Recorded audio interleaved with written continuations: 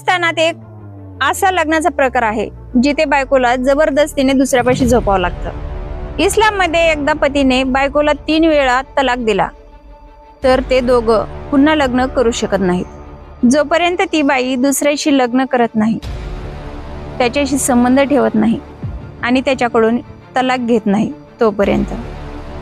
पाकिस्तानात बऱ्याचदा नवरा रागात तलाक देतो, मग पश्चाताप होतो, मग तिला परत मिळवण्यासाठी एका रात्रीसाठी तिला दुसऱ्यासोबत लग्न करायला लावतात। सकाळी निकाह, रात्री संबंध आणि सकाळी तलाक, आणि मग पहिला नवरा तिच्याशी निकाह करू शकतो। या प्रोसेसला हलाला म्हणतात। त्याला हलाला सेंटरवाले पैसे घेऊन हे काम करतात। पण यात बाईची काय चूक?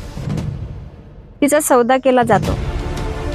हे इस्लाम मध्ये जायज आहे का? यावर आजही पाकिस्तानमध्ये वाद सुरू आहे।